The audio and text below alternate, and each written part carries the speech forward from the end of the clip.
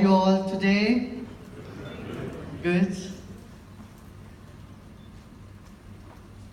You know, the fruit is the ultimate of a tree, and the soul of the fruit is the seed.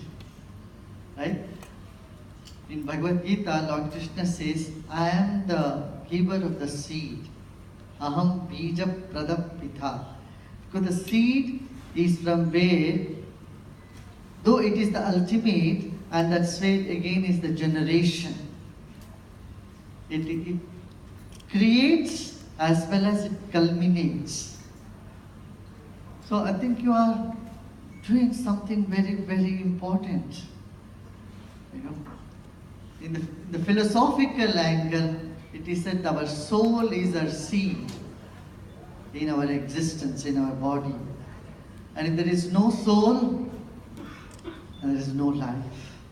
Life has no meaning. So what is the central core of our existence? If we look at this, we find it is not just money, but it is happiness. Do you agree with me? Yeah.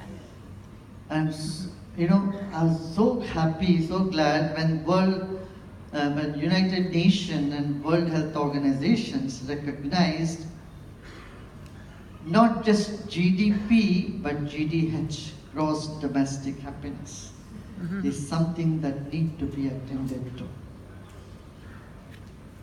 No, happiness, it's both individual and it's societal. You cannot be happy in isolation. For happiness, you have to connect yourself with everybody around you, and everybody around you extends to the whole globe. You know, a scenario which is the dream of almost every country today. Want people to be happy, want our families to be happy, want ourselves to be happy. And this cannot happen if we ignore our health. Good health, both physical and mental. And one more, if you add, it's emotional and spiritual as well. You all know you give protein to people, and protein is very important. And this country and everywhere else in the world, there is a huge protein deficiency. It's due to lack of understanding about the food itself. Many places people simply eat carbs and carbs and carbs, and they forget to inculcate protein into the diet. In this part of India, where you are in Tamil Nadu, there has been a tradition from long time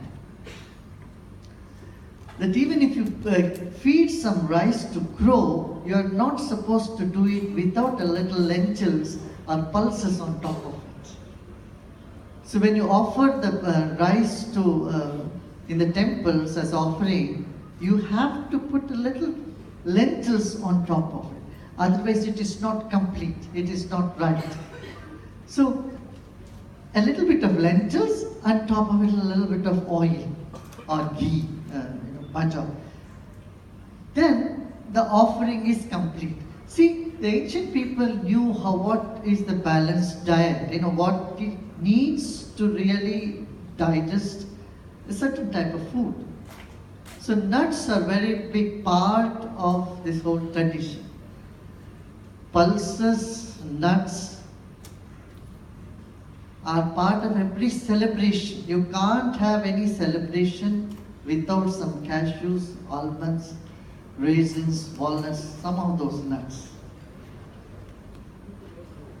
And if you go to any temple here, when they give the prasad or the offerings that they give, they all contain nuts. The big laddus that are being made that have nuts. So there has been an awareness in the past about this. The usage or the benefits of protein, carbohydrate, amino acids, holistic approach was there before. At the same time, they also caution in Ayurveda Your type, what type of blood type are you? You are Vata, Pitta, Kapha. And if you are Pitta, don't eat too much nuts, or else you'll go nuts.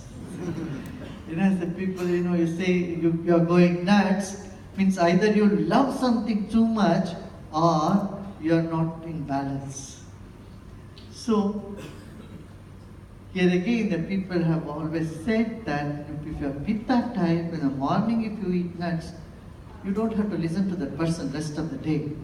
Because you don't know what he talks, he himself will not know how he behaves. So, food is an important aspect, balanced food, education about food, and how to use, at what time, how much. Having said this, it doesn't stop there. There is something more, that is your exercise. And yoga, meditation, breathing can all help a person to uplift one's spirit.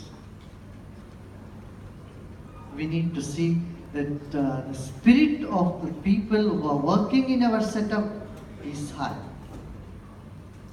Today when water can retain the memory or vibrations around, I'm sure nuts which are going to sprout and make more trees and give more yield also